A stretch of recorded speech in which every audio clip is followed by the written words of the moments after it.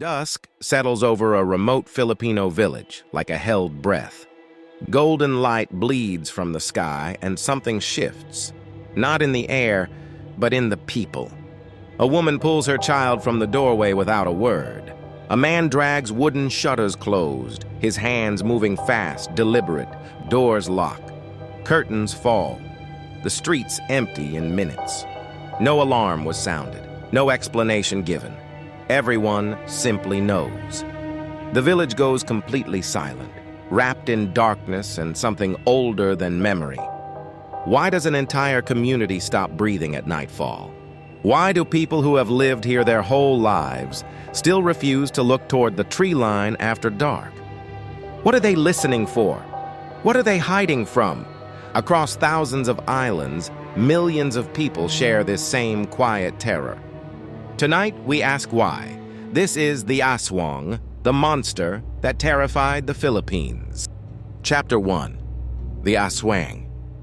Even saying the name carries weight in the Philippines. Not the weight of ancient history gathering dust in forgotten books, but the weight of something still alive, still whispered, still feared by people who have seen the modern world and chosen to remain afraid anyway.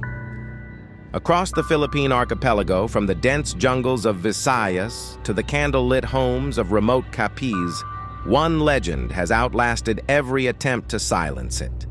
Drone shots sweep over mist-covered mountains, winding rivers, and villages so isolated that the outside world feels like a rumor. This is where the Aswang lives, not in the past, now. Unlike countless myths that dissolve under the pressure of modernization, belief in the Aswang has deepened in certain regions, growing more specific, more personal, more urgent. This is not simply a ghost story. This is a living, breathing fear woven into the very fabric of Filipino identity, passed from grandmother to grandchild like something too dangerous to forget. These are not stories passed down from distant history books. They come from living voices, people who carry this fear in their bones. An elderly woman from Capiz speaks quietly, her hands folded in her lap. Her grandmother told her the same thing every single night, without exception. Never go outside after midnight. Never. She never explained why. She never needed to. A farmer from Visayas leans forward as he recalls 3 consecutive nights when his entire community locked every door, sealed every window, and refused to step outside. Something had happened. A series of events nobody could explain. Nobody questioned the decision. Everyone simply obeyed. What makes these accounts remarkable is not their strangeness. It is their consistency. From the northern highlands to the southern islands, spanning thousands of kilometers of Philippine geography, the same warnings echo. The same fear surfaces. The same silence falls after dark. This is not coincidence. This is a pattern. What exactly is an Aswang? It is a question that sounds simple, but leads somewhere deeply unsettling. Because the answer is not one creature. It is many. And that multiplicity is part of what makes it so difficult to dismiss. The first form is perhaps the most familiar. The vampire-like Aswang, a being that does not kill with claws or brute force, but drains the life force slowly, quietly, from those who are already vulnerable. The sick, the sleeping, those who cannot defend themselves. Cinematic recreations show shadowy figures drifting through darkened village streets, moving without sound, without urgency. There is no rush. The Aswang, in this form, is patient. But here is what makes this particular form so deeply disturbing. In most accounts, it does not arrive looking like a monster. It arrives looking like a neighbor, a friend, someone you have known for years, someone you trust completely. But the vampire is only one face of the Aswang. Perhaps its most unsettling quality is its ability to change entirely. The shape-shifting Aswang moves through moonlit forests like a living shadow, slipping between forms with terrifying ease. One moment human, the next something else entirely.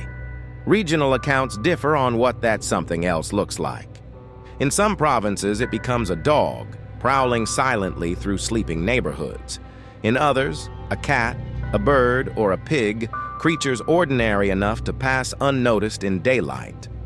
Then there is the witch-like Aswang, quieter, but no less dangerous.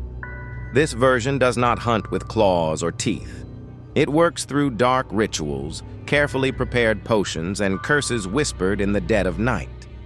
Its victims do not see it coming. They simply begin to suffer. Each form carries its own dread, and yet they share something essential, something that connects every version of this creature across every island and every generation. But among all the forms the Aswang takes, one stands apart in sheer horror: the Manananggal.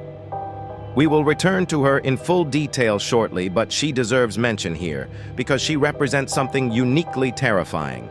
A creature that severs its own body, sprouts enormous bat-like wings, and hunts from above, descending silently onto rooftops in the dead of night. Across every form the Aswang assumes, certain characteristics remain constant. They feed on humans. They specifically target pregnant women. They possess an impossibly long tongue, capable of reaching through walls and into sleeping bodies. And perhaps most disturbing of all, they can disguise themselves as completely ordinary people. The narrator pauses here. The most terrifying thing about the Aswang is not its claws or its wings or its hunger. It is this: you would never know one was standing right next to you. To understand the Aswang, we must travel back centuries before Spanish ships ever appeared on Philippine waters. In pre-colonial Philippines, indigenous communities lived within a rich and intricate spiritual universe. The world was not divided between the natural and supernatural. They were one and the same. Every river, every forest, every shadow held meaning. Spirits moved through the living world constantly, some offering protection, others bringing harm. This worldview, rooted in animism, gave ancient Filipinos a framework for understanding everything they could not control: sudden illness, unexplained death, the dangers lurking beyond the firelight. The Aswang, scholars suggest, was born from this framework, not as fiction, but as explanation. When a child died without reason, when crops failed, when someone vanished into the jungle and never returned, communities needed answers. The Aswang provided those answers. As historical maps and illustrated documents drift across the screen, we begin to see the legend not as superstition, but as ancient knowledge shaped by genuine human fear. When Spanish missionaries arrived in the Philippines in the 16th century, they did not find a blank slate. They found a civilization already rich with spiritual meaning, one that had spent generations making sense of the world through its own sacred language of spirits and shadows. The Aswang existed long before the first colonial ship appeared on the horizon, but what happened next would change the legend forever. Rather than erasing indigenous beliefs, colonization created something more volatile: a collision. Two entirely different worldviews crashing into each other with enormous force. Colonial-era villages were reshaped around candlelit churches, while ancient rituals were quietly, then forcibly suppressed. Some historians argue the Spanish did not simply discourage belief in the Aswang, they weaponized it. By amplifying fear of nighttime creatures, colonial authorities could keep communities indoors after dark, isolated and far easier to control. Fear, it turns out, is a remarkably effective tool of governance. Long before Spanish ships appeared on Philippine shores, indigenous communities were guided by powerful spiritual leaders known as the Babaylan. These figures, predominantly women, served as healers, mediators, and conduits between the living world and the spirit realm. Their authority was absolute, their knowledge sacred, and their connection to the supernatural deeply respected. But here, the documentary raises a theory that demands serious consideration. When colonial forces moved to dismantle indigenous power structures, they needed a way to discredit those who held influence outside the church. Some historians now argue that characteristics attributed to the Aswang, the mysterious woman who moves at night, who communes with spirits, who possesses knowledge ordinary people cannot understand, bear a striking resemblance to the Babaylan herself. Was the Aswang, at least in part, a colonial weapon? A story weaponized to transform respected healers into figures of terror? The documentary offers no definitive answer, only the weight of a question that history has never fully resolved. Everything you have heard until now has been history, theory, and legend. What follows is something different. These are the accounts of people who believe they encountered the Aswang themselves. The first comes from a woman in rural Capiz, widely considered the Aswang capital of the Philippines. She describes waking in the dead of night to a sound she had never heard before and has never forgotten since. Something heavy was moving across her rooftop. Not scurrying, not scattered. Slow, deliberate. A dragging sound, moving from one end of the roof to the other, then stopping directly above her. She did not move. She did not breathe.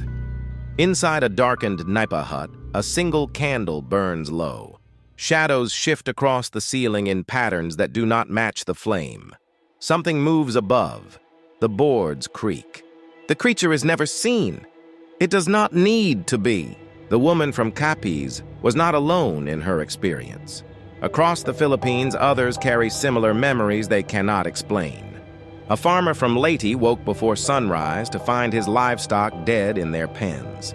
No wounds, no blood, no signs of struggle or panic. The animals simply lay still, as though something had quietly taken the life from them in the night. He had no explanation then. He still has none today.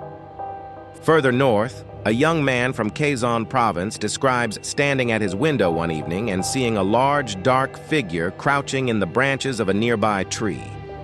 It was not moving. It was watching. These accounts come from different regions, different decades, different lives. And yet the details remain strikingly consistent. Strange sounds, unexplained deaths, an overwhelming feeling of being watched. The documentary does not tell you what to believe. It simply places these stories before you and leaves them there, suspended between faith and doubt. Of all the forms the Aswang takes, none is more disturbing than the Manananggal. By day, she appears entirely human. A woman, a neighbor, someone you might greet without hesitation. But when darkness falls, something horrifying begins. Her upper body separates completely from her lower half. Enormous bat-like wings tear from her back. She rises into the night sky, leaving her legs standing motionless on the ground below, waiting for her return. She hunts pregnant women. Using a grotesquely elongated tongue, she reaches through the thinnest gaps in walls and rooftops, feeding on unborn children while mothers sleep unknowingly beneath her. The Manananggal is not simply a monster conjured from imagination. She represents something far more unsettling within Filipino cultural consciousness.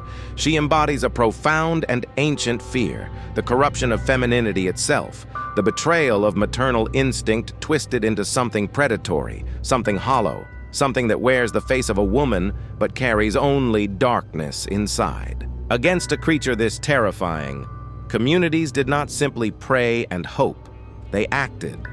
Salt is scattered along windowsills and doorways. Garlic is hung at every entrance. Vinegar, sharp and pungent, is placed throughout the home. These are not random choices. Each element carries specific protective meaning, passed down not through books but through whispered instruction, grandmother to grandchild, generation to generation. But the most critical defense involves the Manananggal herself. When she separates, her lower half remains on the ground, vulnerable and waiting. If that lower half is found before dawn and destroyed, she cannot rejoin. She cannot survive the sunrise. Elderly community members demonstrate these practices on camera without hesitation, without embarrassment, and without doubt. Their hands move with the certainty of people performing something essential. For those watching from the outside, this may look like superstition. But for the people performing these rituals, there is no mythology here. There is only protection. There is only survival. This is lived reality. Not everyone accepts the Aswang as a supernatural reality. Historians, anthropologists, and scientists have spent decades offering rational frameworks to explain what communities across the Philippines have experienced and reported. One of the most compelling explanations is mass hysteria, a documented psychological phenomenon in which fear spreads rapidly through a community, producing shared physical and emotional experiences of things that may not objectively exist. When an entire village believes something dangerous is present, that collective belief becomes its own kind of truth. Researchers also point to animal misidentification. In complete darkness, driven by fear, a large fruit bat, a civet, or a monitor lizard moving through the night can become something monstrous in the human mind. Then there is folklore evolution itself. Stories do not stay still. Each retelling adds detail, amplifies danger, and strips away uncertainty.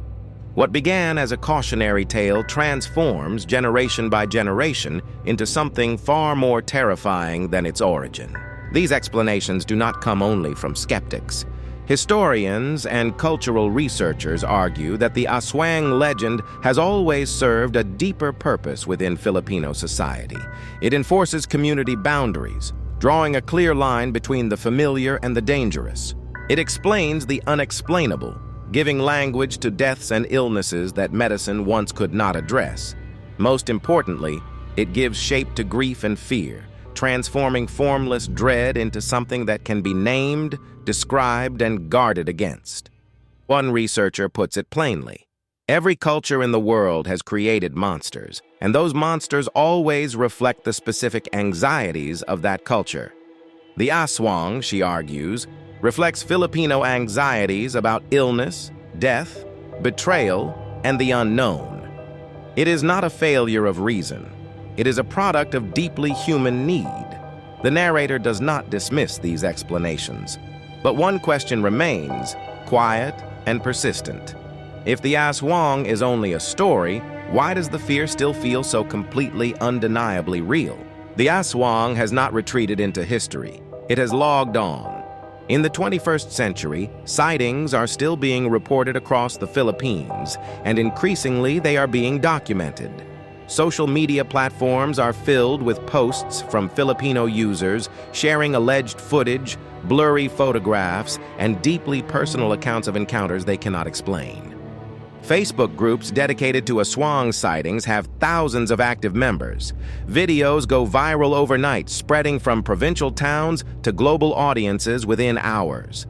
Regional Philippine news outlets have covered stories of entire communities responding to Aswang fears with genuine, organized alarm. These are not fringe reactions.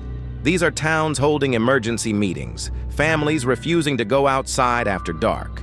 In an age of smartphones, satellites, and instant information, the legend has not weakened.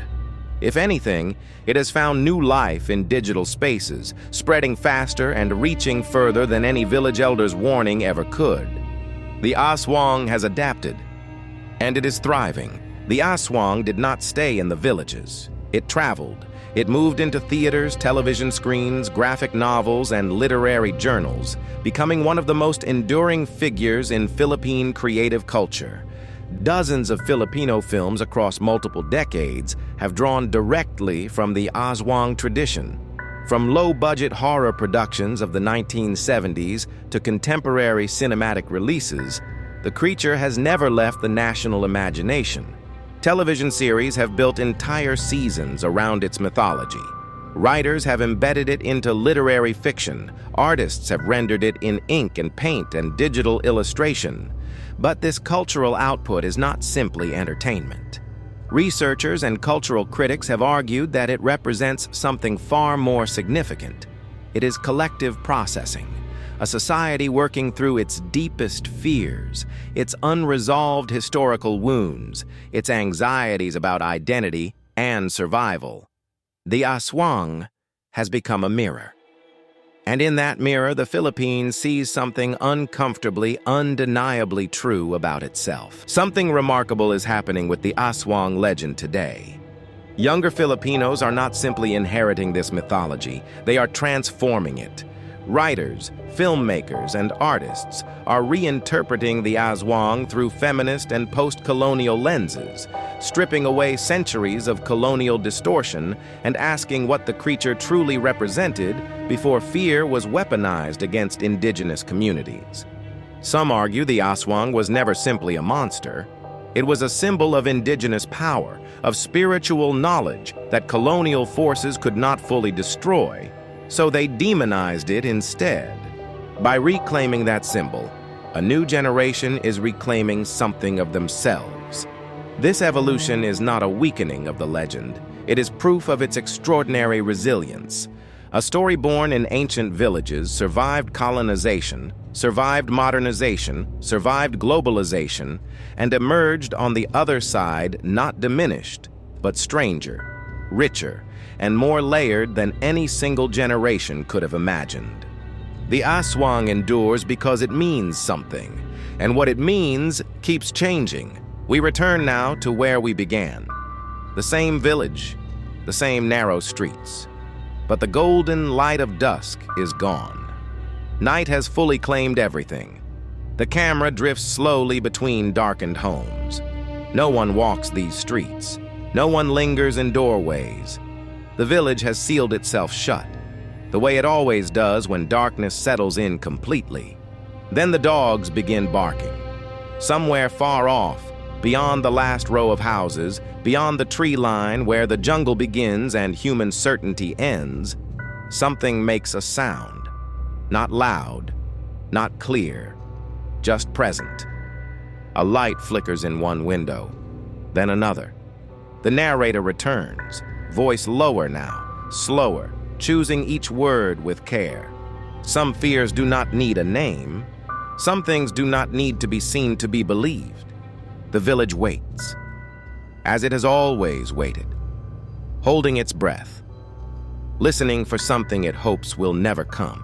Across centuries, and across every attempt to explain it away, the Aswang has endured.